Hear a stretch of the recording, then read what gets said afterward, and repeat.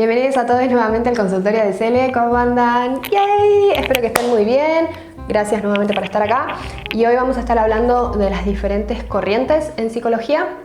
Así que nada, ¡sale intro!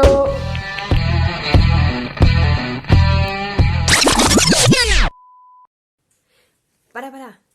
Soy Cele del futuro. Y te vengo a contar que con mi amiga Juliana, el 22 de agosto, vamos a estar dando un taller sobre ansiedad.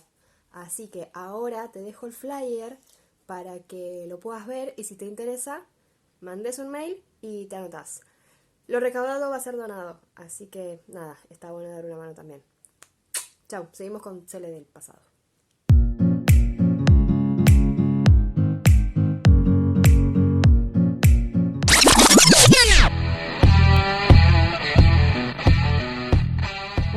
Como les decía, vamos a estar hablando de las diferentes corrientes en psicología que hay, de los diferentes marcos teóricos.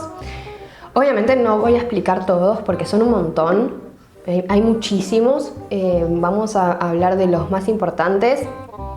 Bueno, como les dije en el video pasado, el objeto de estudio de la psicología es el ser humano y el objetivo es estudiar la conducta del ser humano. También hay psicología para animales, pero nosotros nos vamos a focalizar en seres humanos. Y para estudiar la conducta humana hay varios marcos teóricos. Entonces vamos a arrancar desde ahí. A ver, la psicología se origina en la época de los griegos, ¿sí?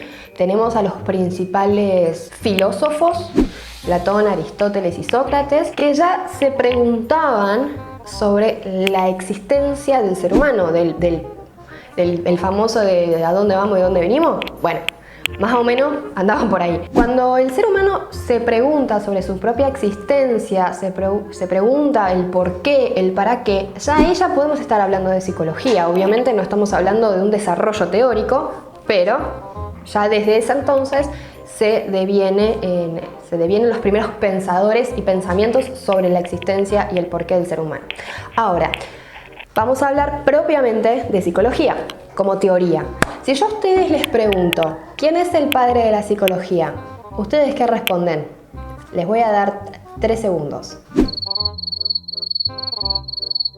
Bien.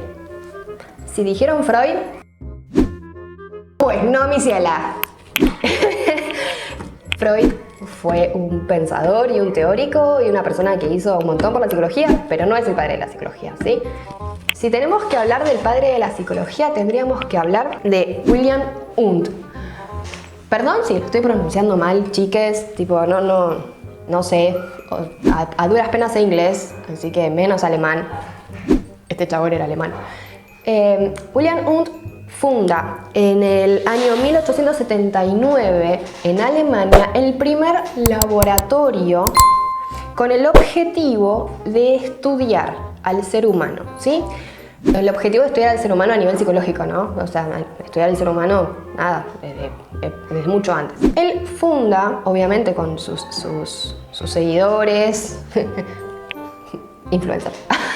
Él funda con sus seguidores, sus alumnos, la primera escuela, en teoría, de psicología, que es la escuela del estructuralismo. A ver, ¿qué querían estudiar ellos? La estructura del cerebro, ¿sí? Era describir puramente cómo la información entraba a través de los sentidos y darle una explicación estructural, es decir, la vista, bueno, qué funciona cuando yo veo algo y mi cerebro lo decodifica de tal manera. Fue una escuela descriptiva.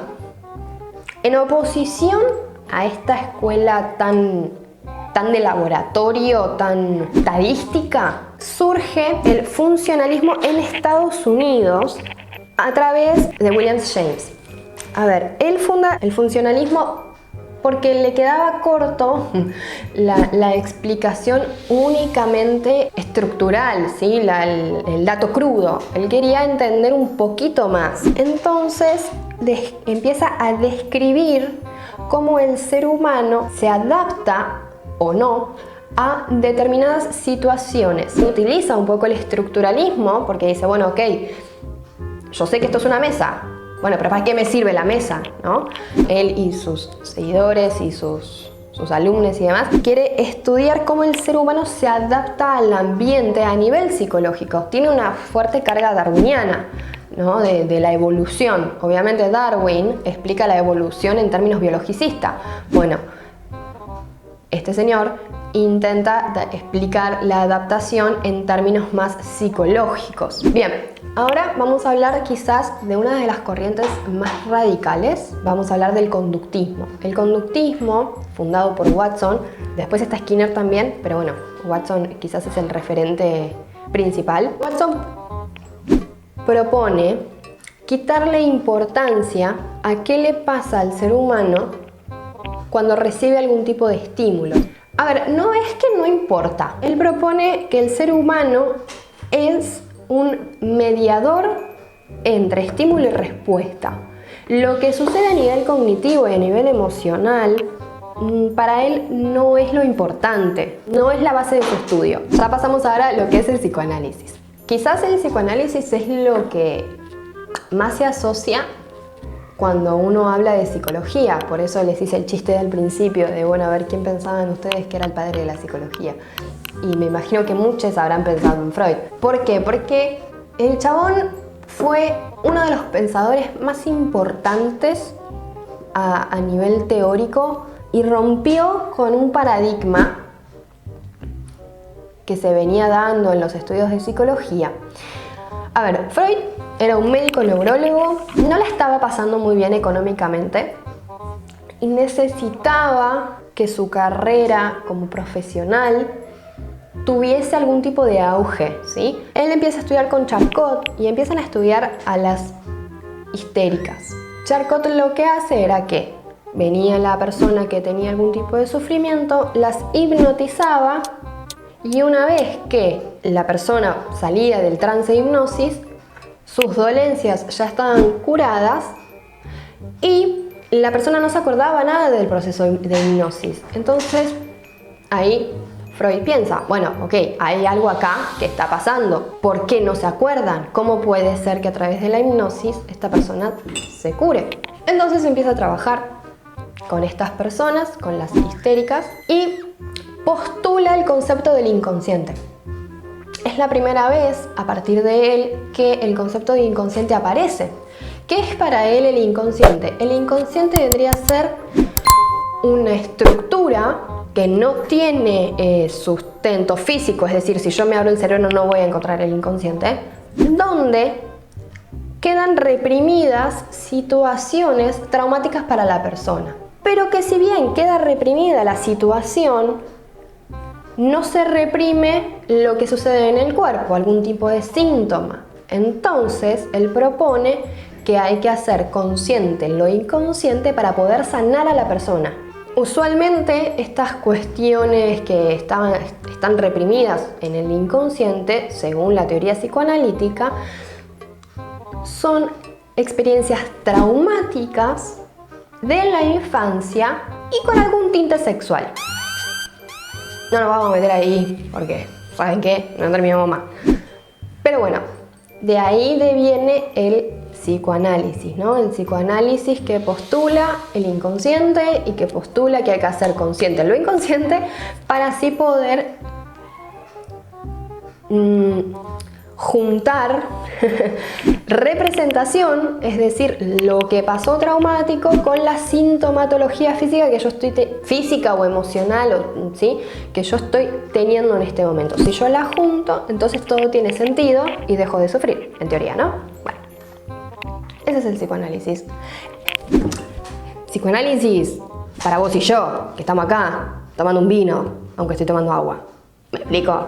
Lógicamente, si quieren saber más de psicoanálisis o de cualquiera de las corrientes psicológicas que estoy hablando o de lo que sea, me escriben y podemos profundizar. Pero la idea es, bueno, como les decía en los videos anteriores, como bajar un poquito a tierra lo académico y que todos lo podamos entender. Pasemos, bueno, ya hablamos de lo que es el psicoanálisis, pasemos ahora a lo que es la terapia cognitiva conductual.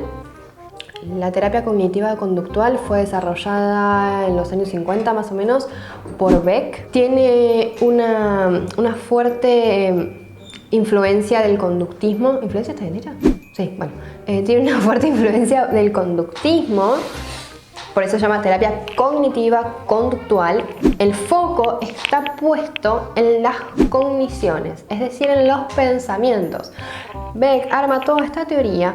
Según él, los pensamientos son disfuncionales y condicionan tanto a las emociones como las conductas de las personas. Les voy a dar un ejemplo. Si yo estoy pensando en que me va a ir mal en el examen, un examen que tenga, y yo estoy, me va a ir mal en el examen, me va a ir mal en el examen, me va a ir mal en el examen, yo voy a empezar a sentirme mal, voy a empezar a tener emociones negativas y conductas que quizás no estén buenas.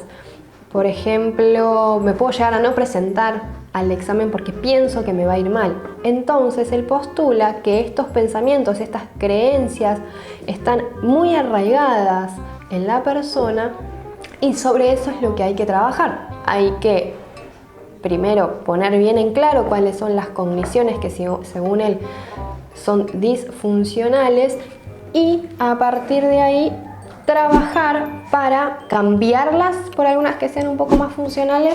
Si me preguntan, la terapia cognitiva conductual es una terapia que me gusta, trabajo con terapia cognitiva conductual. Existen las terapias de tercera generación, es decir, el conductismo de Watson, que estuvimos hablando hace un rato, sería las terapias de primera generación. Las terapias cognitivas conductuales serían de la segunda generación y las terapias de tercera generación tenemos la terapia de aceptación y compromiso, tenemos la terapia dialéctico-conductual. Son terapias más contextuales y más transdiagnósticas. Ya vamos a hablar de diagnóstico. Son terapias que ven al sujeto, a la persona como un todo y no hacen tanto foco en los pensamientos, sino en la conducta, ¿no? Sino en qué hago yo con lo que me está pasando. Las terapias de tercera generación, como les decía, el referente lo tenemos a Hayes, Marshall Linehan, por ejemplo, en la terapia dialéctico-conductual. No se focalizan en los pensamientos, sino que para estas terapias la patología está dada por la rigidización psicológica y trabajamos para la obtención de la flexibilización psicológica, que podamos ampliar el rango de opciones para actuar en determinados contextos en base a valores, a lo que es valioso para la persona. Ya estuvimos hablando de las terapias cognitivo-conductuales y las terapias de tercera generación. Les quiero también presentar lo que es la terapia de la Gestalt. La terapia de la Gestalt pone el foco en la percepción, en las formas y en cómo la persona interactúa con los estímulos, ¿sí? Esto no es un vaso, o sea, esto sí es un vaso, pero digo, según la terapia de la Gestalt, esto es un vaso, pero para mí es un vaso que contiene agua, que me sirve para hidratarme, que me ayuda a tener la voz más clara. Si me atoro, puedo tomar agua y eso afloja. ¿Me explico? Como que toma la percepción entera, ¿sí? No un simple concepto, toma al ser humano en su totalidad con el análisis perceptual que este hace de los estímulos. Después tenemos la terapia sistémica, que fue desarrollada por Minuchin, que tiene una fuerte influencia de la teoría de los sistemas, por eso se llama de esta manera, donde toma a la persona y también a los entornos, ¿sí? Es una cuestión más dinámica. Pone el foco en las interacciones del sujeto con sus contextos. Trabajo, familia, escuela, ¿sí? No piensa únicamente en el sujeto individual, no lo toma como algo aislado, sino que piensa toda la estructura vincular. Por eso la terapia sistémica se utiliza mucho para lo que es terapia de familia. porque usualmente suelen venir toda la familia, o la mayoría, si es que se puede, la familia nuclear, ¿no? Si es que se puede, para trabajar como un sistema integrado, para, bueno, poder ramificar cambios conductuales, si es que se quiere llamarlo de esta manera, los beneficios a todo el grupo familiar, ¿sí?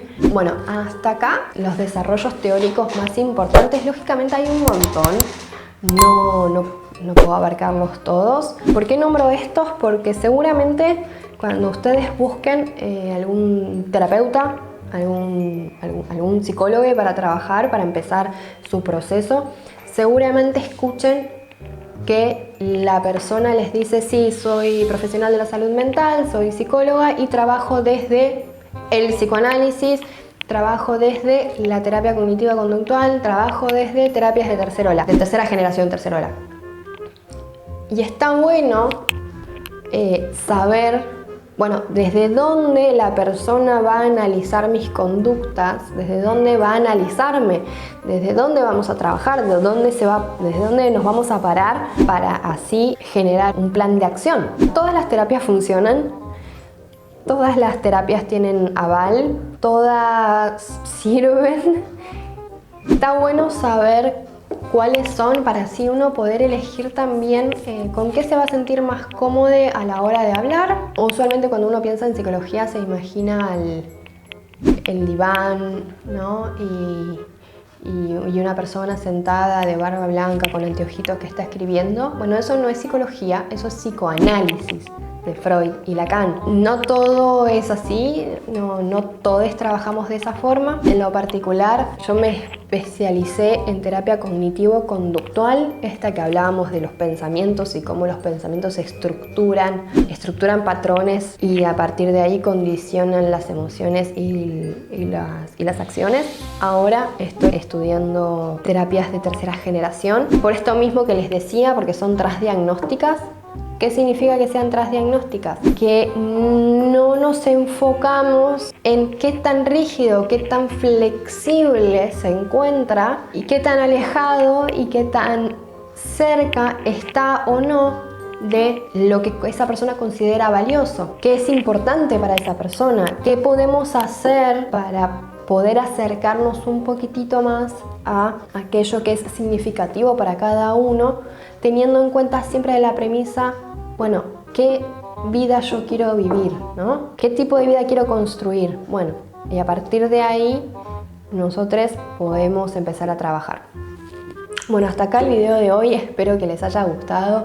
Les pido disculpas si fue demasiado teórico, pero bueno, me parece que está bueno brindar esta información, me parece que está bueno que cada uno sepa desde dónde trabaja el profesional al que vamos. Pueden preguntárselo a su profesional si ustedes no lo saben. Lógicamente traté de explicarlo como yo lo sé en estas palabras, ¿no? Como les decía en el video anterior, bueno, acá estamos entre amigues y si yo le tengo que explicar a mi mejor amiga qué es el psicoanálisis, bueno, más o menos se lo voy a explicar así. Si quedan dudas, si tienen ganas de ahondar un poco más en alguna corriente específica, me pueden preguntar. Si les interesa que haga un video más específico sobre, no sé, terapia cognitivo-conductual, donde vayamos un poco más a profundidad, lo puedo hacer, no tengo problema. Pero bueno, déjenmelo en comentarios para que yo también sepa. Suscríbanse, denle like, activen campanitas, compartan entre sus conocidos, amigues. Y bueno, espero que sea de su agrado, que les haya gustado. Y bueno, nada, nos vemos la próxima semana. ¡Mua! Besitos. Chau, chis.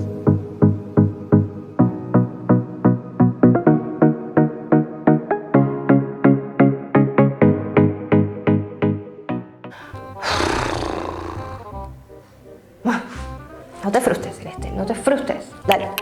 Ay, no lo puedo pronunciar. Weimerger, perdón por el Freud. El Freud. El ser humano tiene estímulo y respuesta, ¿sí? Bebo agua y me da sed. O tengo sed. No, perdón, ese ejemplo no va. A ver, no, perdón. Corte. Es decir, si yo... Ay, se me acaba de apagar una luz. Baila la Macarena. Danza la manivela. Y me estoy quedando sin batería, veo también. Dice suscribirte, guachín. Eso es muy bueno. Y no tenemos el cargador. Este me recostó, ¡Diego!